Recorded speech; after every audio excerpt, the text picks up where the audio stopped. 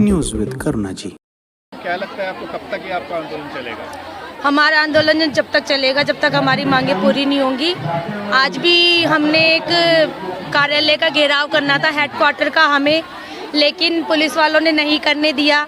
जो हमारे JD sir हैं नवलेंद्र कुमार सिंह, उन्हें यहीं पर ही बुला लिया। ये हमारी बहुत बड़ी जीत है कि वो खुद इतनी दूर चल के हमसे बात करने के लिए आए हैं, लेकिन अभी उसका कोई सॉल्यूशन नहीं निकला है। वो कह रहे हैं कि हम जितना जल्दी होगा बता देंगे।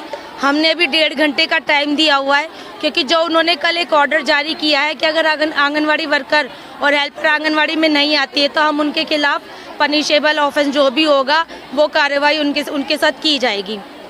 तो उसी के खिलाफ जब एक बात बताइए, जब समझौता हुआ ही नहीं, किसको बुलाया, किसके साथ आपने समझौता किया? हमारे साथ तो नहीं किया।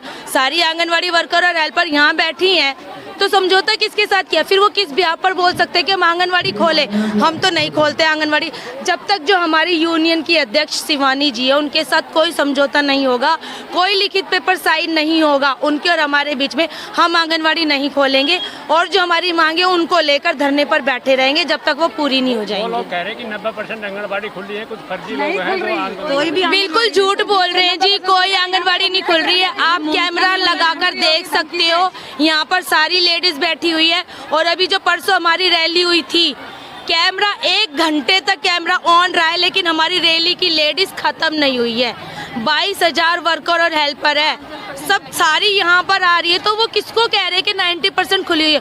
वो एक आधी उन्हीं की चमची है, उन्हीं के दलाल है, उन्हीं के लोग हैं जो खोल कर बैठे और ये दिखा रहे हैं कि आंगनवाड़ी खुली हुई है, ताकि हम जैसी बहनों को बेवकूफ़ बनाया जाए और धोखे से आंगनवाड़ी खुलवाई जाए। मैडम, जैसे आप कह रहे हैं कि 10% से लोग हैं, क्या कहना चाहते हैं उन लोगों के लिए जो काम कर रहे हैं? उन लोगों के बारे में मैं यही कहना चाहूँगी कि ये चीज़ आप छोड़ दो, यूनियन के साथ हो जाओ। यहाँ पर सारी आपकी बहनें बैठी हुई हैं और उनके बच्चे छोटे छोटे जो लेकर बैठे हैं, सब आपके और हमारे सबके हकों की लड़ाई है। यहाँ पर आओ और हमारे साथ एकजुट होकर, जब तक हम एकजुट नहीं होंगे पूरे तरीके से हमारी मांगे पूरी नहीं होंगी। तो सारी बहनें एकजुट हो जाओ, तभी सीएम के कानों तक आवाज जाएगी और हम अपनी मांगे अच्छे से मनवा सकते हैं। आपको कुछ ऐसा भी लगता है जो लेटर इन्होंने इश्यू किया था उसके डर के मारे कुछ यहाँ पर नहीं आई है? कुछ है ऐसी? बिल्कुल, जभी तो हमने आज ये किया है, जभी तो नवलेंद्र कुमार को यहाँ तक बुलाया हमने चल के, सिर्फ ये दिखाने के लिए कि ये झूठ है और जो ऑर्डर उन्होंने पास किया वो आज हम कैंसिल करवा कर मानेंगे। नहीं तो हम कल से आधी यहाँ पर रहेंगी और कल से आधी हमारी लेडीज कश्मीरी गेट बैठेंगी। 23 दिन से आपकी हड़ताल चल रही है, लेकिन सरकार के कानों पे कोई जू नहीं लगी है। बिल्कुल नहीं रहेंगी जी। महिला मंत्री होते हुए स्मृति ईरानी जी जो आंदोलन करती थी छोटी छोटी बातों पे, तो उनके लिए क्या कहेंगे आप? देखो जी, मैं तो यही कहूँगी, सबको पता है आंगनवाड़ी का क्या महत्व है। आंगनवाड़ी के अंदर आंगनवाड़ी वर्कर्स और हेल्पर्स, इतना महत्वपूर्ण उनका योगदान है। हमारे बिना वो कुछ भी नहीं कर सकती, एक डाटा तक नहीं ले सकती, उन्हें सब पता है। इनके कान में तभी आज जेडी जी यहाँ आए हैं, अदरवाइज ये आते नहीं। फर्जी है आम आदमी पार्टी में गीता। देखो जी, आज हमने सबको दिखाया था, हमारे आई कार्ड सारी बहनें लेकर बैठी थी और वो सारे आंगनवाड़ी के आई कार्ड है। फर्जीवाल तो केजरीवाल की सरकार के अंदर है, जो गीता रावत रिश्वत लेते हुए पकड़ी गई है। फर्जीवाल वो है, ना कि ये फर्जीवाल। ये हमारी सारी बहनें सच्ची बैठी हुई हैं अपने आंगनवाड़ी के आई कार्ड के साथ। फर्जीवाल केजरीवाल के सरकार के अंदर है, फर्जीवाल गीता रावत है जो कि रिश्वत खाती है। हम फर्जीवाल नहीं है। हमने सरकार को इतना झुका दिया कि आज हमारे हेडक्वार्टर का एक जो जेडी है, ज्वाइंट डायरेक्टर, हमारे पास यहाँ पर आए हैं बात करने के लिए। तो वो दिन भी दूर नहीं है जब केजरीवाल हमसे बात करने के लिए यहाँ पर आएंगे, और उस दिन का इंतजार है। और उस दिन तक हम बैठे हुए हैं जब तक केजरीवाल यहाँ पर हमसे बात करने के लिए नहीं आएंगे, और हम यहीं बैठे रहेंगे जब तक हमारी मांगे पूरी नहीं होंगी। और हाँ, एक मैसेज मैं स्मृति ईरानी जी को भी बोलना चाहूँगी, जो हमारी मिनिस्ट्री में बैठी हुई है। उनको मैंने एक RTI भी लगाई थी। अपनी बहनों की सारी जो भी दुर्दशा है या उनके साथ जो भी गलत व्यवहार हो रहा है, हमारी खुद की जो सुपरवाइजर और CDP वो भी लेडीज है, वो भी ऐसे बात करती है जैसे हम एक मतलब कि बंधुआ मजदूर हैं या फिर पता नहीं कैसे काम कर रही है। कोई वैल्यू नहीं हमारी, ऐसे हड़का दिया जाता है। उनको मैंने यही के बोला था कि मैडम इतनी महंगाई हो रही है, हमारा इसमें गुजारा नहीं हो रहा, थोड़ा सा ध्यान आप आंगनवाड़ी पे दो। दूसरा, यहाँ का हमारा रवैया है जो सुपरवाइजर CDPO का, वो बिल्कुल भी ठीक नहीं है। इस रवैये को चेंज किया जाए। और जो हमारी विधवा बहनें हैं जो सिर्फ केवल इसी सैलरी पर गुजारा कर रही, इसी मानदेय पर गुजारा कर रही है। थोड़ा उनकी तरफ सोचा जाए, बढ़ती महंगाई के हिसाब से हमारा मानदेय भी बढ़ाया जाए ताकि हम अपना आसानी से और अच्छे तरीके से अपना भी और बच्चों का भी गुजारा कर सकें। मैम, स्मृति ईरानी को क्या कहना चाहेंगे जो छोटी छोटी बातों पे प्रोटेस्ट करे थे, लेकिन आप हजारों की महिला बैठी है? ये तो देखो जी, सब जानते हैं वो खुद एक महिला है और यहाँ पर आज 25 दिन से सारी महिलाएं बैठी है। तो मैं यही बोलना चाहूँगी, अब कहाँ है वो, अब कहाँ है वो जो 25 दिन से यहाँ पर महिलाएं बैठी हैं? वो भी महिलाएं हैं और हम भी महिलाएं हैं। कहाँ है वो? क्यों नहीं सुन रही है वो हमारी बातें? वो किस दिन का इंतजार कर रही है, किस दिन का इंतजार कर रही है वो? क्यों नहीं फैसला हो रहा है यहाँ पर जल्दी से जल्दी?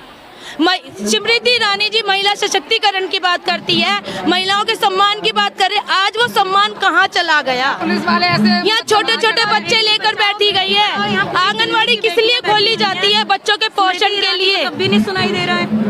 बच्चों के पोषण के लिए, गर्भवतियों के पोषण के लिए। यहाँ कितनी गर्भवती है, कितने बच्चे हैं, लेकिन उनका पोषण कहाँ चला गया जो वो पूरे दिन धूप में बैठी है? स्मृति ईरानी को खुद सोचना चाहिए कि इस टाइम पर बच्चों के एग्जाम चल रहे हैं, ऑनलाइन क्लासेस ऑफ हो चुकी हैं, सबके हमारे बच्चे खुद स्कूलों में जा रहे हैं, हम यहाँ आ रहे हैं। तो स्मृति ईरानी को खुद सोचना चाहिए, एक महिला होने के नाते उनको यहाँ पर साथ देना चाहिए, उनको खुद बोलना चाहिए कि इनकी मांगों को सुना जाए, पूरा किया जाए। लेकिन आई थिंक स्मृति ईरानी तक ये न्यूज़ तो पहुँच रही होगी कि क्या हो रहा है क्या नहीं हो रहा है, पर पता नहीं वो एक्शन क्यों नहीं ले रही हैं। इनके अंदर इसमें एक बात ये होती है कि ये सोच रहे हैं कि हम स्टेट की तरफ, स्टेट के अगेंस्ट बैठे हैं तो अभी हमारे ऊपर कोई बात नहीं है।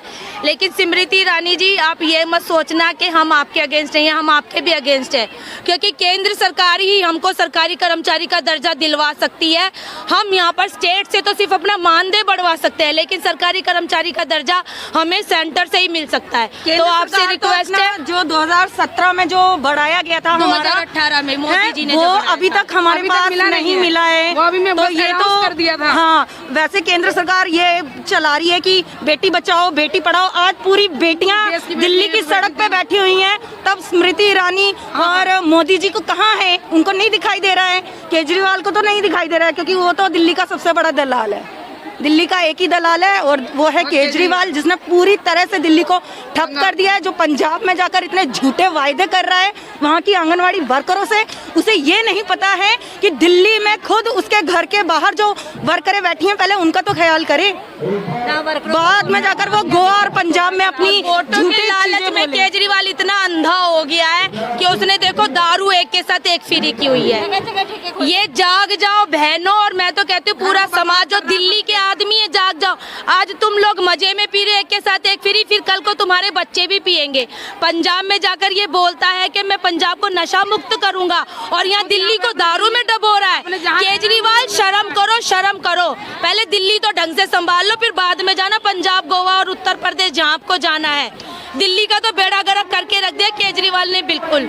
और मैं यहाँ सबसे ये रिक्वेस्ट करना चाहूंगी कि प्लीज ये दारू सेहत के लिए अच्छी नहीं है, जो एक के साथ एक मिल रही हो। और जाकर देखो दारू की दुकान पर कितनी भीड़ है। दारू दिल्ली तो बिल्कुल दारू में डबो दिए केजरीवाल ने।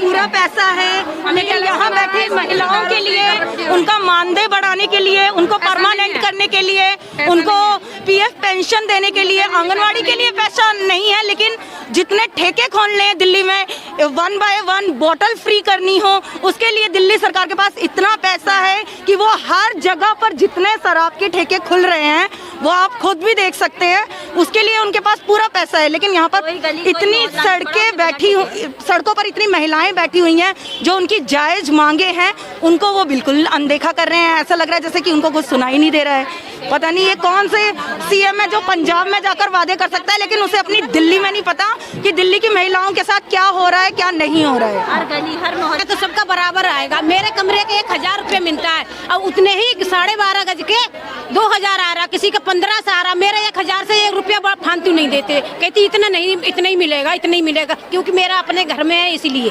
मतलब आंगनबाड़ी के हिसाब से रेट दे रहे हैं। आंगनबाड़ी तो उतनी ही आंगनबाड़ी सबकी है, डेयरी में, सावा डेयरी में उतना ही सबका प्लाट मिला हुआ है।